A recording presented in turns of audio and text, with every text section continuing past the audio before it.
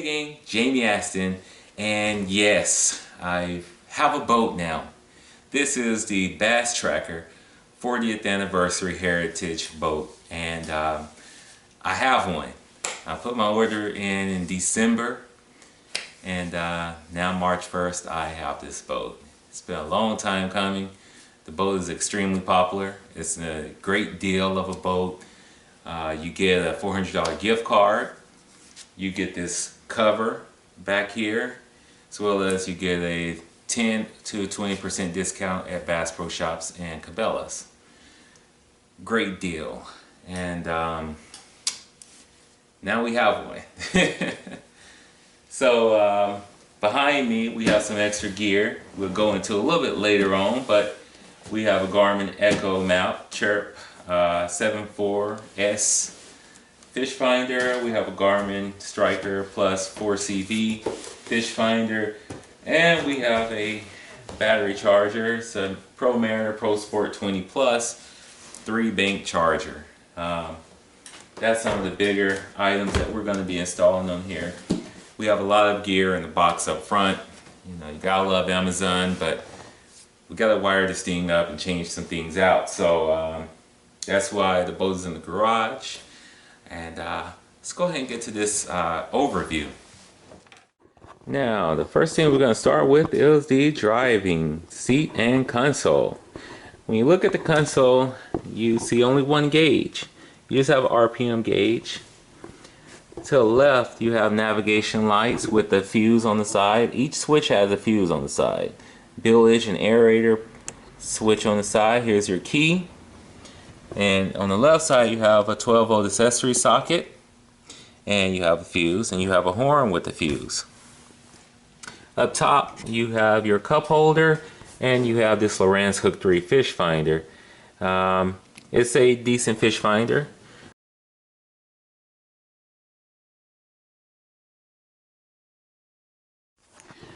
You all know me, I love to rig up my kayaks and everything else, so this is something that a lot of people don't show you on their videos.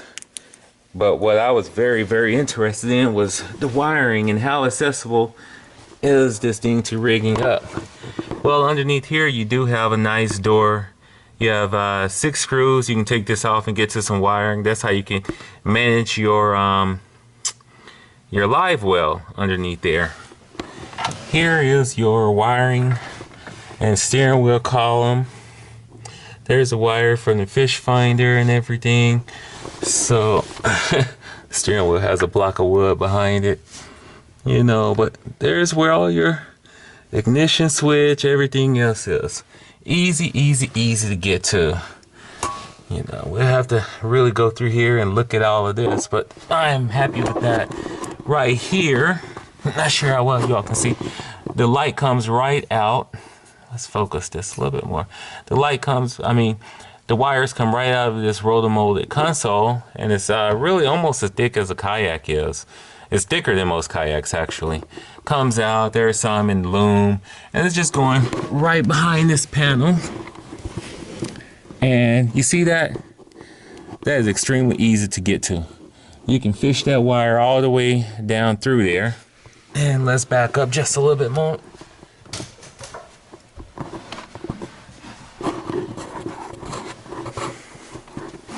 And now follow the light. The wires come from underneath here, and it goes into this channel. I don't know if you can tell, but this channel on the side, there's a separation right here, and that's because the wires are just hidden underneath this. And this is the same for a lot of other tracker boats, the Tracker Pro teams and everything else. They have this little channel on this side, and as you see, it's just covering up wires. Their wires aren't really going below deck, they're going to the side, and then they're coming out right here. And as you see, the transducer wire is going out on the side out, and the rest of them are going in here, as long down here to the battery. We'll get to that in a second.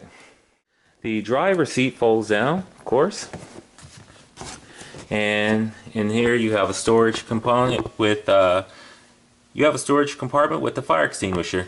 Notice some of the shavings. A lot of people are kind of complaining about that, but It's really just shaving. They drill these things out. They're rushing to get these out. I'm fine with it. We have a shop vac. We'll clean it up.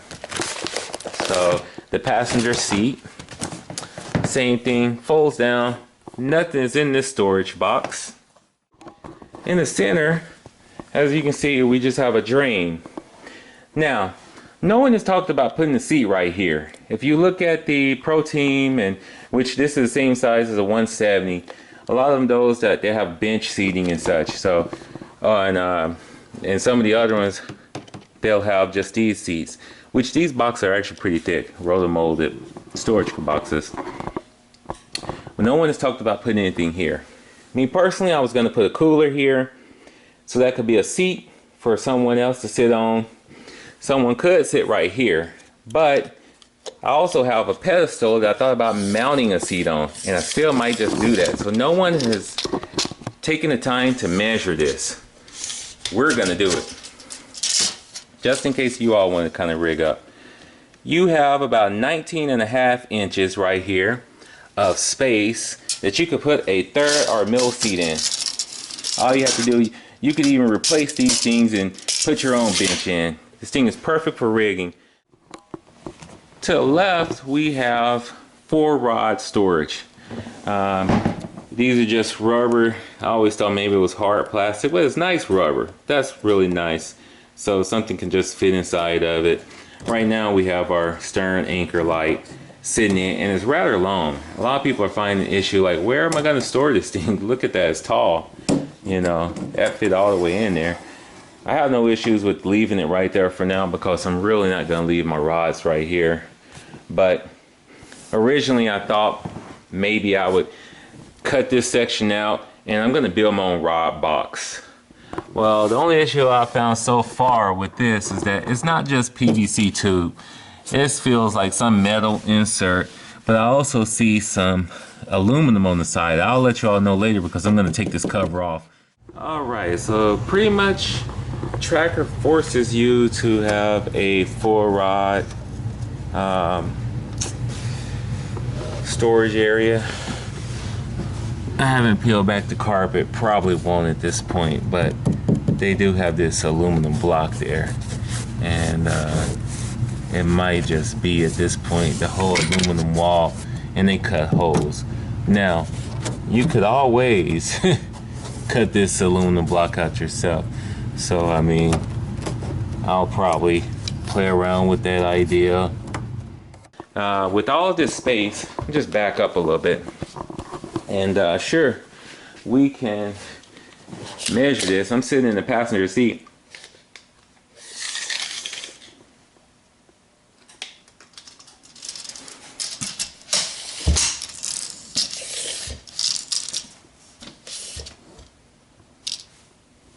All right, I don't know why I'm using this tape measure. I have a laser measure. But from the end of the floor storage all the way back to this wall, it is 5 feet or 69 inches. 5 feet 8 or 69 inches. That's a lot of space right here. You know, yeah, people can fish off from right here, but the thing is, what I'm imagining I'm going to do, I am going to build a deck from here all the way over. So I'm going to extend this deck, and when I extend this deck, I might just add that rod box right up into here, or a little bit further, right to where the passenger has enough space to sit down, but then we can have that and we can extend our deck. Now we have this little storage box right here. Right below the bow, we have some storage underneath the deck. And we'll open it up. Is that too bright? Yeah. There it is on the inside. That is our navigation light. Just to show you all something about the navigation light. Underneath it, there is a light. I think a lot of people will probably miss this.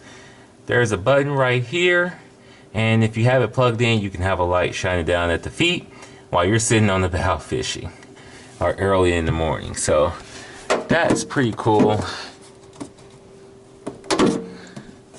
All right, inside you can see this is where the pedestal is coming down for sitting and such, and then we see our wood deck right there. So we have a aluminum slat right here, but then we get to some wood right there. And I like that gap is there because, you know, shoot, maybe I can run some wire underneath that. All right, so we'll close this guy up.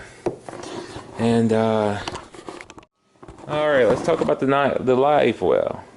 This live well is 9 gallons.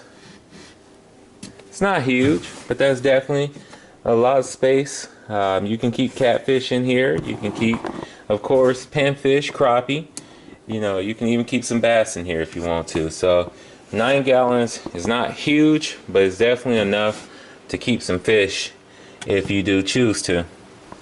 I'm still debating how much I'm going to use it, because if we keep sad cooler, then, you know, maybe it might really be just to keep a few fish alive that we're thinking about, you know. But I'm going to tell you all right now what I'm impressed with, and that is this console, this rotomolded console and the seats. I originally thought that it was going to be pretty flimsy, and it's not. This thing is pretty doggone solid. Here's a tap light. All right. So we have some stuff up here, but that's okay. You know, just kind of bear with me. We have one of the seats. And if you notice one thing, when that seat spins around, you're hanging off. You know, it's almost like walking the plank. You're right there if you spin around. So you want to be careful of that, especially if you're, you know, because don't get me wrong, that thing is going to be on a pedestal.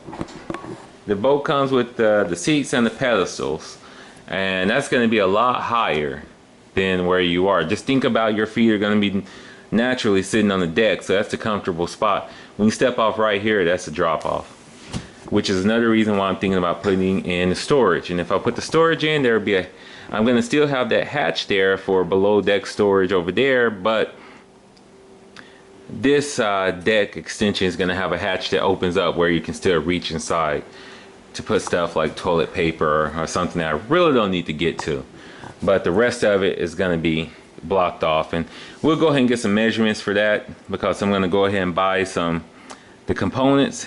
The biggest thing I'm going to need to try to source out is the carpet. Alright, so let's get to the very, very basic Minn Kota Edge 45-pound thrust fish finder. And I say basic because a lot of people are like, oh, we're going to just upgrade it. I am not upgrading this fish finder. I mean, this trolling motor. Only way I'm going to upgrade this trolling motor is if I put a super huge, really nice iPilot, all of that stuff on there. And I just don't see myself really doing that right now. But you, of course, have foot controls. The controller is not screwed down yet. I'm going to do that. And it's not recessed. I might do that, but that's not a big deal. Going up front, we do have the plug for the fish finder right here. It says, you know, attention customer, remove this panel to access the accessory power wiring. So it's already comes wired ready for the fish finder that I'm going to be putting up front. That is great. We moved the trolling motor off just to get it out of the way. And right now you all can see I have the panel, the front panel off. This thing was a booger to take off. They use these self-tapping screws, and a lot of them stripped out. But you have screws right here at the top, and then you're gonna have screws at the bottom. The panel goes on like that, and there are a lot of those little screws. You have 1, 2, 3, 4, 5, and you probably have another 5 down here. Now the cool thing about this is your trolling motor power, and it's right here. It is pre-wired for a fish finder. Not only is it pre-wired, it has crimps ready for you to go. I didn't crimp these yet because I'm going to run the wire a little bit differently. But here's my Garmin Striker. Everything is already hot and it's ready to go. Just from right there. tracker pre-wired the bow for a fish finder. All you have to do now is mount your fish finder. Now, you don't want to mount it on this. This panel is aluminum. See? So that panel is going to be aluminum unless you really want to mount it on that. When we peel back the carpet right here, you'll see just right past it, we get to wood. Now, I wouldn't mount it in the center. You want to be careful right there at the center because that's where your wires are. You don't want to take a screw too deep, especially when you want to mount or screw down your fish finder, your trolling motor foot controller. But right here is wood. So I want you all to see what I'm doing. I'm putting my fish finder on a Scotty extending rod. And I'm going to be putting the base right there. So that way as I'm sitting down, I can actually access my fish finder. This is why I went with this design fish finder. Not one of those big 5-inch or 6-inch screens. Because I want to still be able to have a lightweight and small solution. Now this is a 4.3-inch screen and it's in portrait mode rather than landscape. So I'll show you all some more information. How this thing is looking after it's complete. Right here,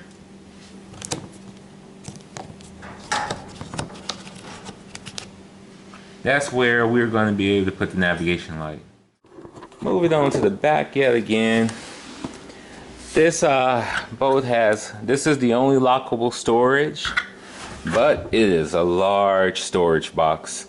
There is your paddle just in case you're in an emergency. A lot of people are talking about right here on the edge, as a member on Bass Resource said that, hey, be careful, you can cut yourself, and it is. On the top, they filed it away, but on the underside, it's not. It is still pretty sharp. And of course, you see the shavings where they did the work. So what you can do is just take a file and file this down, or just put some duct tape around the edges. This thing is not watertight at all. There isn't even a drain. There are some trackers where they have nice drains and stuff. This one doesn't. You see huge gaps underneath the side. So if any water getting here is going straight to the underside of the boat, and the bilge will handle all of that. There are pedestals. This thing is deep, people. This is enough space to store a lot of fishing gear. You can store a lot of fishing gear safely and securely in here because it does have this lock. Anyone that breaks in stuff, they could break in if they wanted to. Don't get me wrong. But this is good. There isn't a big need to have to go and build or cut into the boat to put some little storage boxes on the outside and stuff. I'm not doing that. No need to cutting the boat just to make that little stuff on the side. And even up here, I'm just not sure yet if I want to cut in and put a hatch on the side. That's just not, I don't know yet, especially when I have all of this real estate back here that I can actually build a deck. And that's all you have to do. You put some 2x4s, and build a nice frame. Once you build your frame out, all you're doing is putting a deck over it, wood.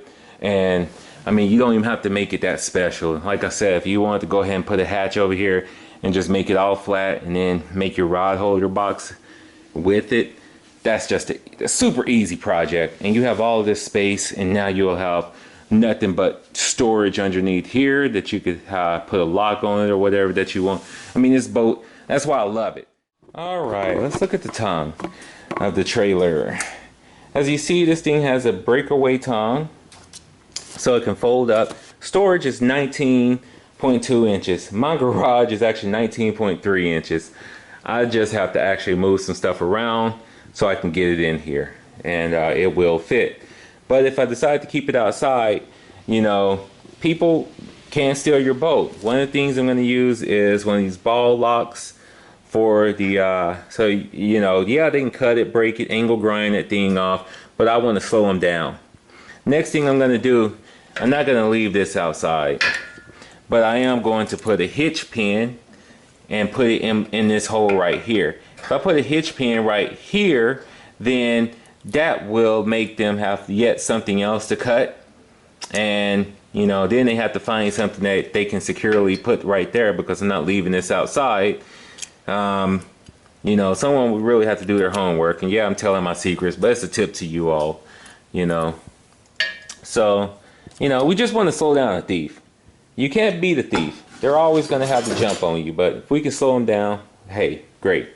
The trailer says it's covered with Galva Shield and such. So I hope it lasts and not start to see any rust out.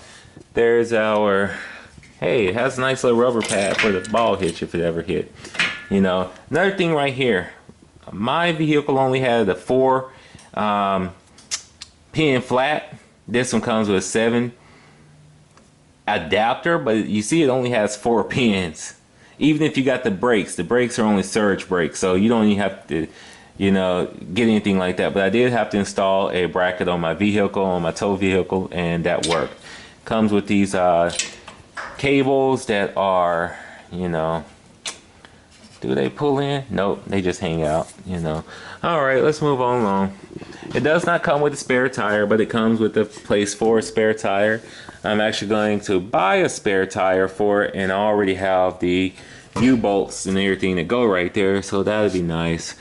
Trailer frame, you know, there it is. We have 3 beams going across all the way down to the axle. You got your moon hubcaps on here. A lot of people are talking about these moon hubcaps are falling off, you know, but you know, I'm not gonna buy the spare tire that comes from the manufacturer with the hubcaps.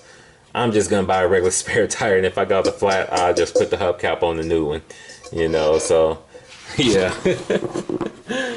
save a little money with that. One of the tips that a lot of people need to do, I'm going to be doing it. I am going to take these lights off, these panels. I'm going to waterproof seal them myself.